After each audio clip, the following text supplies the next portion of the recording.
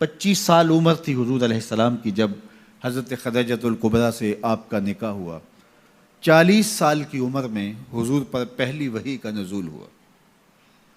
15 برس کا ایک عرصہ حضرت خدیجۃ الکبریٰ رضی اللہ تعالیٰ عنہا حضور کے ساتھ بسر کر چکی تھی۔ تو وحی کا نزول کوئی معمولی بات نہیں ہے۔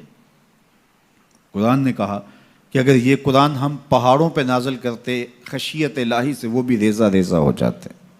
یہ قرآن ہے اور یہ حضور کے قلب اطہر پہ نازل ہوا۔ اس کی کیفیات حضور نے محسوس کی تو واپس آئے تو فرمایا زملونی یا خدیجہ، مجھے چادر دو، میں سردی محسوس کر رہا ہوں۔ تو حضرت خدیجۃ الکبریٰ نے چادر اڑا دی۔ تو آقا کریم نے جو کیفیات گزری تھیں، جو حالات تھے، وہ اپنی زوجہ محترمہ کے سامنے رکھے کہ اس وقت میری پوزیشن، میری صورتحال یہ ہے۔ تو حضرت خدیجۃ الکبریٰ نے اس وقت تسلی دیتے ہوئے حضور علیہ السلام کو جو جملے کہے، ان جملوں پہ غور کیجیے۔ یہ حضور کی 40 سالہ زندگی کی کہانی حضور کی زوجہ کی زبانی ہے۔ سیدہ خدیجۃ الکبریٰ نے کہا کلا واللہ لا یخزیک اللہ ابدا، اللہ کی قسم آپ کا رب آپ کی عزت میں فرق نہیں آنے دے گا، آپ کو پریشان نہیں ہونے دے گا۔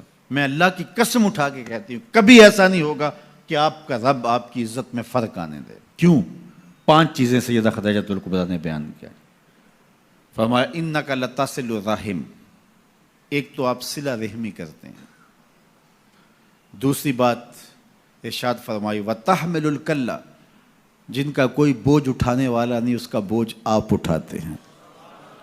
تیسری بات وتکسب المعدوم، اور جن کا کوئی کمانے والا نہیں ہے اس کے کفیل آپ ہیں۔ وتقری الضیف، اور لوگوں کی مہمان نوازی کرتے ہیں۔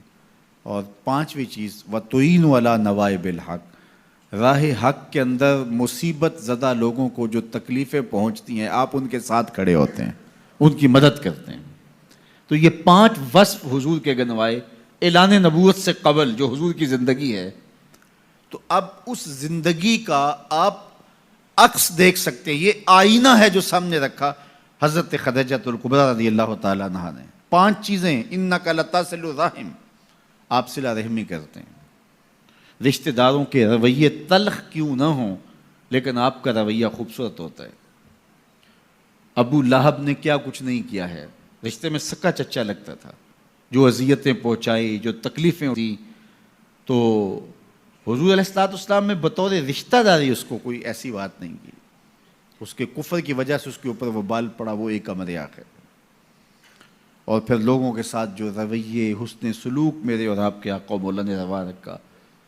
قریش نے جو حضور کے خاندان کے لوگ تھے کیا سلوک کیا، لیکن فتح مکہ کے بعد جب حضور پلٹ کے آئے تو آقا کریم علیہ السلام جس فاتحانہ شان سے داخل ہوئے تو ان کو یہ تھا کہ ہمیں قتل کر دیا جائے گا۔ آقا کریم علیہ السلام تشریف لائے، سب کو جمع کیا، قریش جمع تھے۔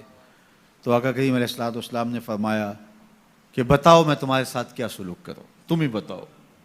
انہوں نے کیا جواب دیا؟ آپ کریم ہیں، کریم باپ کے بیٹے ہیں، اور ہم کریم باپ کے کریم بیٹے سے خیر کی توقع رکھتے ہیں۔ اور ان کو یہ تھا کہ بس اتنی سہولت مل جائے کہ ہمیں قتل نہ کیا جائے اور ہمیں چاہے شہر سے نکال دیا جائے، اور اس کے لیے وہ تیار تھے۔ تو اس لیے انہوں نے کہا آپ کریم ہیں، کریم باپ کے بیٹے ہیں۔ تو حضور علیہ السلام نے فرمایا اذهبوا انتم الطلقاء لا تثریب علیکم اليوم، جاؤ چلے جاؤ، آج تم سے میں وہی کہوں گا جو میرے بھائی یوسف نے اپنے بھائیوں سے کہا تھا۔ تو ان کی آنکھیں کھلی کی کھلی رہ گئیں، کیا یہ منظر ہونے والا تھا؟ ہم نے کیا کیا، اجریاں ڈالیں، کانٹے بچھائے، گڑھے کھودے، کوڑے پھینکے، اور کیا کچھ نہیں کیا۔ اور ان کا یہ رویہ، اللہ اکبر!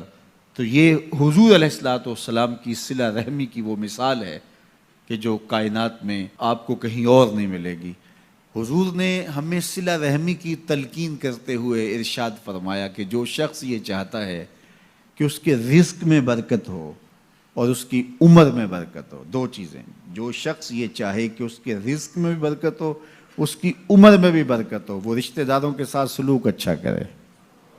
جب وہ صلہ رحمی کرے گا تو اللہ تعالیٰ اس کے بدلے میں اس کی عمر میں بھی برکت کرے گا اور اس کے رزق میں بھی برکت۔